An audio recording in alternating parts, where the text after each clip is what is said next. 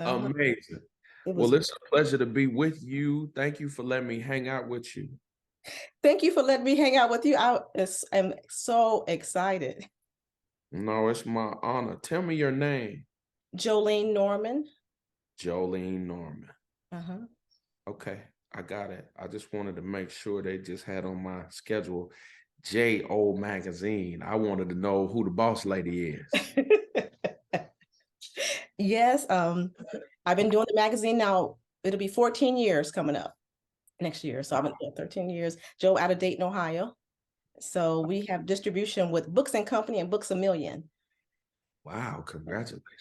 Thank you. Thank you. Thank you. So you want to get started? Let me say this.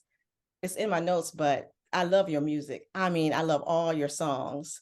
And we're in our revival right now at church. And I play piano at my church. And so Yeah.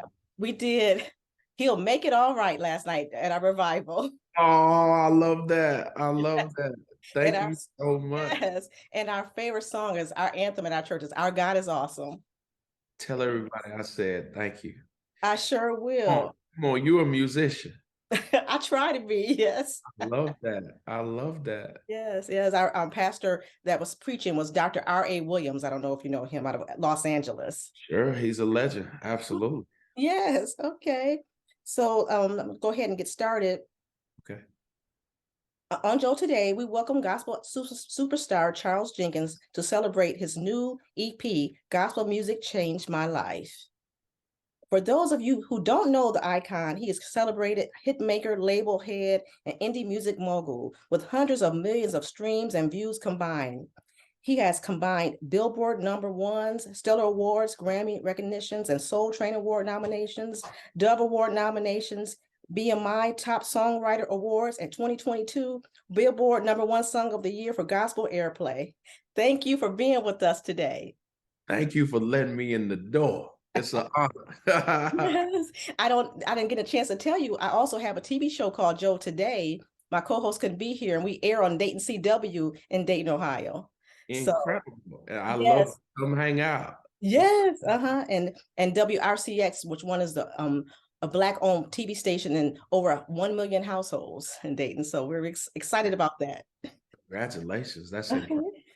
So my first question, this album seems deeply personal with a unique sound, combining the grooves and of the 70s and 80s with a dash of hip hop on the track.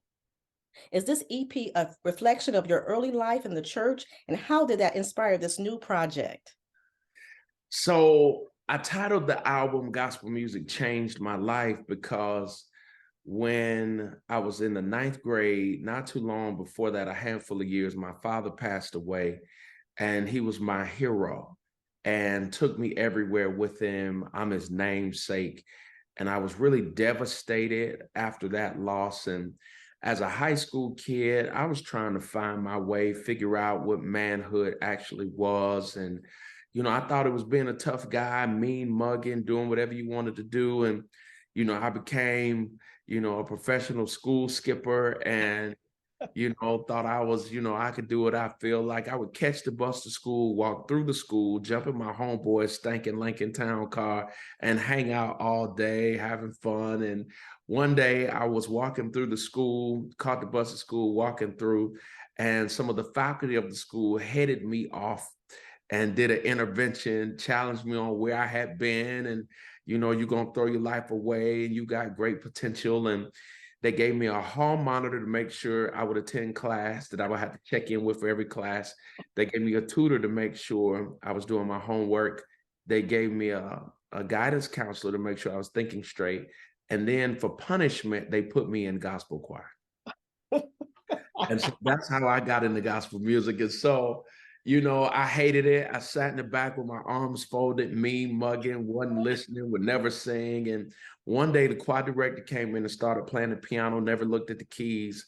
And I was mesmerized, fascinated, and I fully engaged at that moment because I had taken 7 years of classical piano from the age of 5 to 12. And so I went from mean mugging with my arms folded, sitting down, to standing up, to singing along, from being in the back to getting there early, being in the front. And fast forward,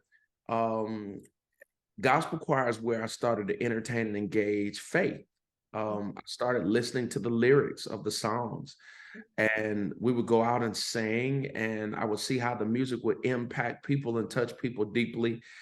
And it led me to formally engage ministry. I mean, I was raised in the church, but you could be in the church, around the church, but the church not being you, if that Right. makes sense. And Mm-hmm. so it was gospel choir that led me to start really engaging it and ministry and service. And, you know, I ended up fully jumping in at 16. I started preaching. 18, I was offered my first church, so they ordained me. 21, I was named the successor to the iconic civil rights gospel music pioneer, Reverend Clay Evans, and took over that church at 24. And every year when I got there, 75 to 80% of the church was 75 or older, Reverend Clay Evans's age. I was 24, my first Sunday when I took over. And so every year for several years, 1,000 new people joined the church, and they were all my age, 20 somethings, 30 somethings. And I had this big gap in the church. I had the old school James Cleveland crowd, gospel music, and the new school Kirk Franklin crowd, and trying to bring those generations together and serving the city at every level. And it all happened in gospel choir that caused my evolution of service in the city of Chicago and across the country. And so the EP harkens back to that time as a ninth grader, where we sang traditional gospel music and contemporary gospel music. So when you listen to it, we all are the sum total of our exposure. And as a kid, we didn't have a gospel music station that ran every day in my hometown of St. Petersburg, Florida. We had Top 40. And so, you know, I grew up listening to Phil Collins and the Doobie Brothers and Florida Georgia Line and Lionel Richie and James Ingram and Whitney Houston and Michael Jackson and R&B and hip hop. And so the album is the sum total of me and my exposure musically, which is all of it. So whether it's Sweet Sunny Day, which is jazzy with a dash of R&B, my Uncle Chester Washington was in Earth, Wind and Fire.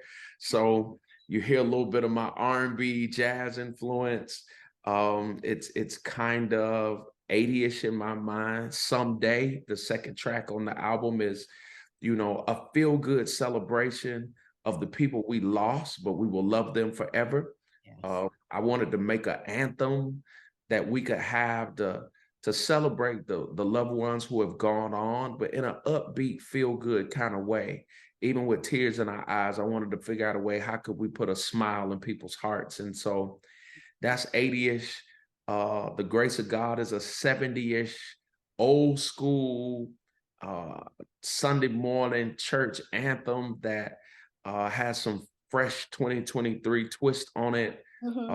I remade Andre Crouch's We Are Not Ashamed, a little hip hop underneath it. And what I like about that idea is my 20-year-old and my 18-year-old kids who never heard that song before and didn't know it, they love it. And they relate to it because I kind of added that urban feel. And then my new single is God Be Praised. Just the whole EP, I wanted to put some old soul music in the culture, and hopefully timeless feel-good anthems that whether you're an alto, soprano, bass, baritone, tenor, or no tone, you can sing a lick, you know, you can sing it out loud and feel like you know the song as soon as you hear it. Yeah. Oh man, I love God Be Praised. I've listened to that a lot, and it brings me back to my growing up in church. You know, in Michigan, it sounded like my pastor. It just made that old school feel, because you don't hear that, and you don't know how to get that anymore. So well, that's why I made it. You know, I wanted to step into the gap. I feel like we needed some Hammond B3 tambourines and some washboards. And so if you watch the video, God Be Praised, which is on Facebook or YouTube, go watch it. You know, the mothers in there waving their hands, and this not, nobody's acting. This is a real church that I went to in Chicago to go get that authentic energy. I see that, but when you brought the washboard, I was like, what is that? I saw that. What's he doing? It was really that's grandma and them stuff. I went and got it. Come on, let's bring it. We need it in the culture. It feels good and it is good. Right. So So I think you really hit on like one of my questions that I have. This EP tells the story of your youth and the beginning of your walk with God. I think you might have hit on this. How can your artistry and gospel music change the lives of young people today? I think that I was the kid who, I wasn't a bad kid, but, I just didn't have the right line of thinking. And I think for so many of our young brothers and sisters today, you know, that these aren't bad kids. It's just not having the right thinking. And sometimes, like I did, I had some beautiful people that I could see and look up to, but unfortunately, I had uncles and other relatives that weren't actually the picture of what I should become. And my hope with this record is to do two things. One is to say gospel music changed my life. It could change yours too. It's good news, right? Mhm, And two is I want to leverage this record and platform to share my story of mhm, how there was a moment in time where it looked like I was headed in the wrong direction, mhm, 100 miles going fast. And I want to use this platform and this record to create venues, whether it's music camps, mhm, speaking at schools, doing music at schools. A day or two ago, I got a chance to speak to 40 young boys, young Black boys, through a mentorship program, and just whatever venue that I could talk to these young brothers and sisters, say, I was you. mhm. But years later, for me to sit on the steering committee for President Barack Obama when he ran Okay. for president, for me to participate on his second inaugural prayer service, to perform at his African American ball where people like Cicely Tyson and Muhammad Ali and Sidney Poitier were honored, to sit on the board of trustees at the city colleges of Chicago to help oversee a $6.9 billion budget and be over all of the colleges in the city of Chicago. And I was the kid that skipped school. You know what I'm saying? So when I pull it all together story wise, I helped bring Walmart to Chicago. Target was a part of that deal. Uber to help Walgreens expand, and so many other things to touch hundreds of thousands, not millions of people, and create jobs and opportunities for people, and just so much work. All I'm talking about is work. It's a testimony and a testament to people like my mother and father and all of the teachers and beautiful people who took the time to plant those seeds. I want to say if it could happen for me, it could happen for you too. That is really good. It's real good. Your music is so versatile, like your hit with Stephanie Mills. You never knew love like this before. How did you continue to create songs that speaks to such a wide audience? I love that song. I did a dance on that one too. You liked it on Facebook. I love it. I love it. I love it. Well, again, we are all the sum total of our exposure. And again, as I said, we didn't have a gospel station growing up in my hometown. Stephanie Mills, her version of Never Knew Love, 1980 Grammy Award winning hit. That's what we listened to growing up. And I was just rehearsing in my mind one day, you know, wonder would they let me gospelize that record and talk about the love of God. There's no love like the love of God. And, I was blessed by the original writer and original producer, Reggie Lucas and James M. Tume. God bless both of their memories. And Stephanie drove from Charlotte to Atlanta and jumped on the record in the studio with me. And Mhm, my approach across the board is, from a relatability standpoint, before I'm a songwriter and a producer, I'm a yeah.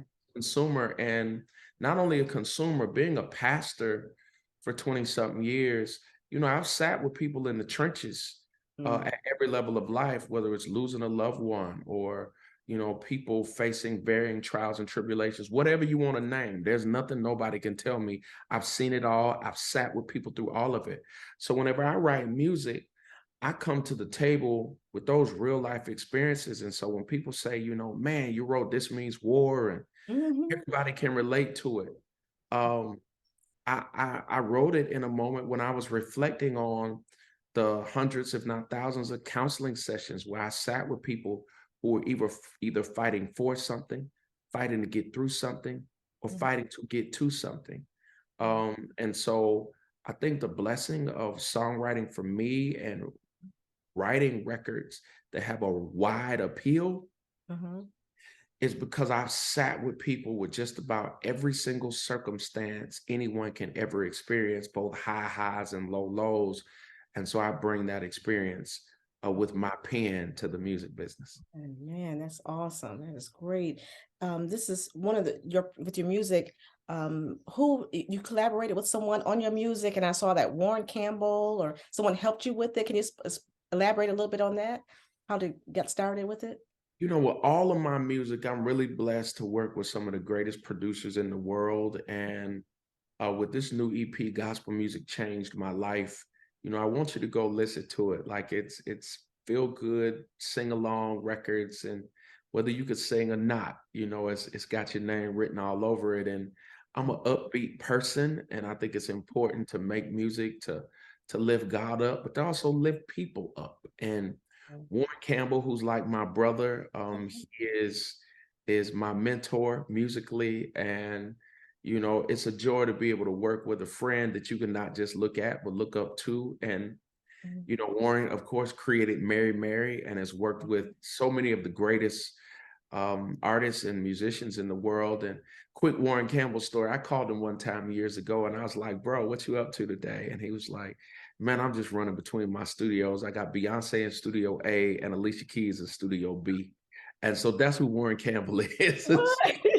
So, you know, Warren is that guy that everybody loves, but I can call Warren and be like, I got an idea. And he'd be like, Jink, that's a smash. Let's get in tomorrow. And, you know, Warren did Sweet Sunny Day with me. He did God Be Praised. And, you know, again, working with people like Rick Robinson and Rodney East, who has Mhm. been behind a lot of Charlie Wilson's music and the Isleys, and he was behind a lot of R. Kelly records and tons of others.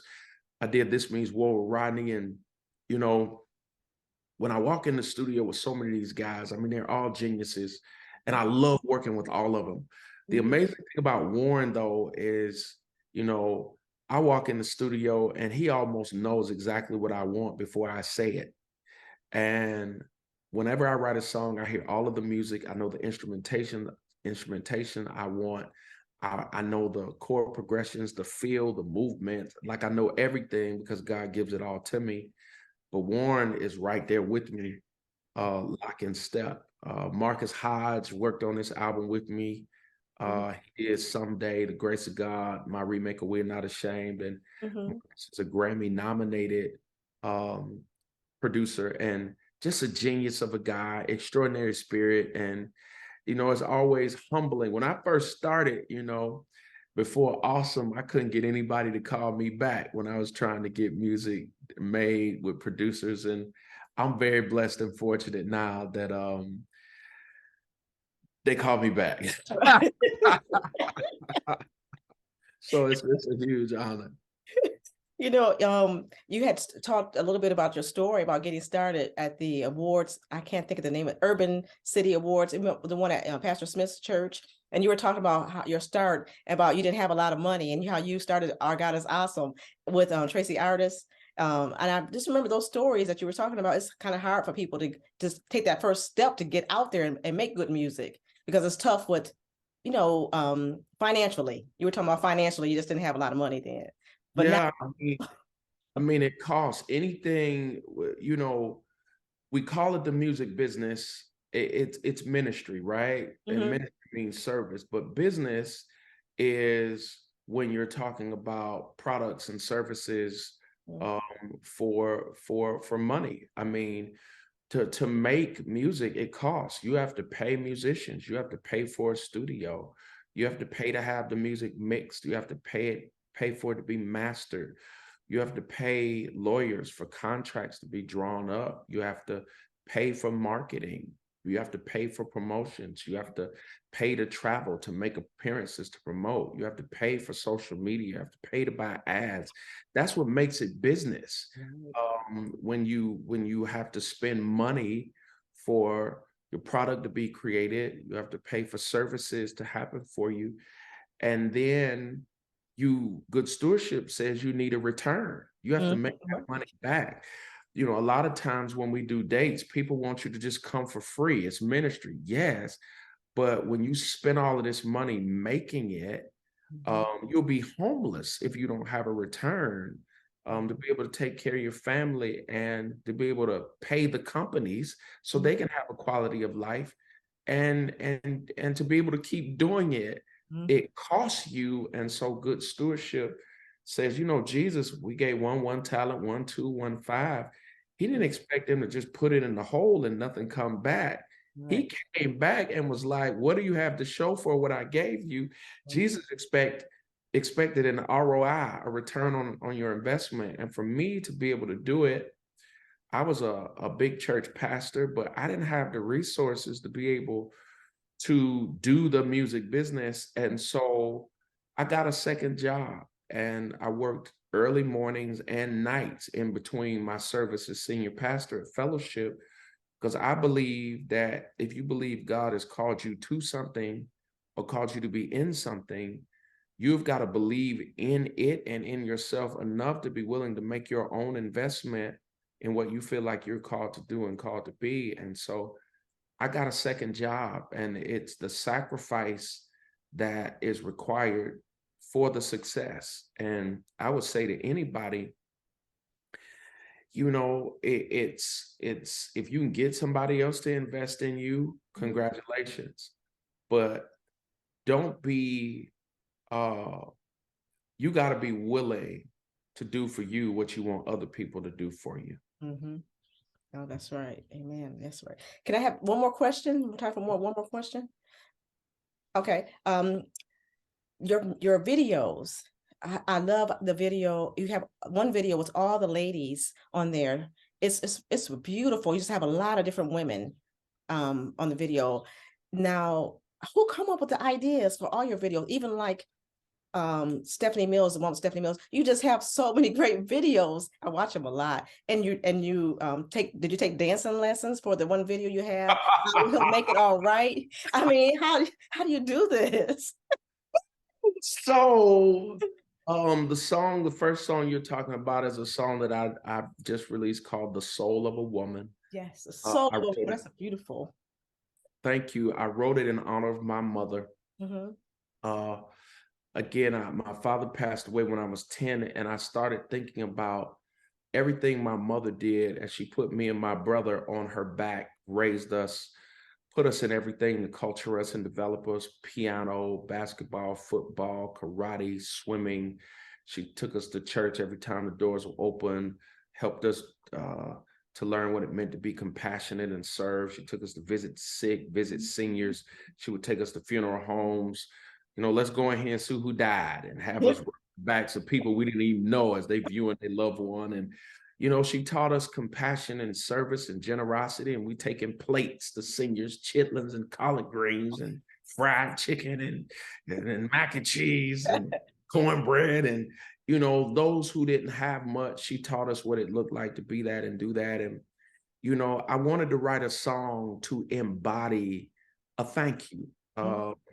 You know, rubbed us down with camphor when we were sick, and Vicks and all that kind of stuff. You know, our nurse, our teacher, our just everything. And for my mother, and for women like my grandmothers and aunties and my wife and mother-in-law, just women everywhere who pour their entire lives, women like you, right? Who pour into us and encourage us and empower us, the birthers, the builders, the nurturers, the disciplinarians, the educators, the CEOs domestically and professionally in our lives every day, that are there to give advice and direction and wisdom and instruction and discernment. I wanted to create a record to embody all of that, and to say to the Proverbs 31 women, I want you to feel the love, feel the value, feel the honor, feel the appreciation. And for many women, to remind you what you do and who you are, and to pour in that honor. And so Soul of a Woman, that video is on Facebook on the Charles Jenkins official music page. and it's on YouTube. To see women responding though, not just writing a line, but writing paragraphs to say thank you for this record. I want every woman to know their value and worth. And while it's so much to degrade and demean, I wanted to write something to lift up. And so it's a good news record for women to feel the love. And with the videos, that video in particular, all of those women, those are aunties and cousins and women who are both have been mentors. And I couldn't put every woman in it, or you would just never see any other part of the video. I could just have multiple videos with women who have impacted me, but you know, the women who have made a difference in my life, and there's so many more, I wanted to pay homage. And so if the women that are listening and watching, and if you listen to the song, you'll see your life and hopefully feel valued. But all of my videos, you know, Zig Ziglar says we get 85% of our information through sight. And so part of my ministry and life and work is I'm upbeat. I feel like, you know, the gospel is good news. So it should lead us not just to lift our hands or kneel or cry, but it should make us smile, it should make us dance. God made dance, God made laughter, God made smiling. And I think that's a part of the good news too. The joy of the Lord is our strength. And so, you know, I think creatively, I don't take dance lessons. I guess I have rehearsals and practices. Right. Wife is classically trained in jazz, ballet, and tap, so she has a big role.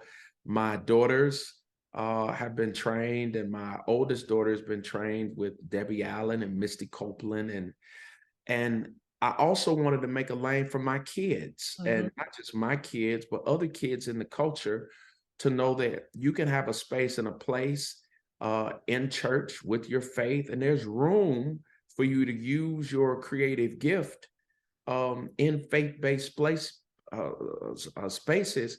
And I started doing videos because I wanted to say to creatives, you don't have to leave the church to use your gifts, Right. but there's room in the kingdom for you. And that's really why I started doing videos, both the behind the camera, the producers and the shooters. You don't have to just go out into the streets to use your gift, but God wants you to use your gift, not just to make a living, but to also give life. And so that's really the vision and the mission behind my videos, making room for those who are of faith to be able to use their gifts. Okay.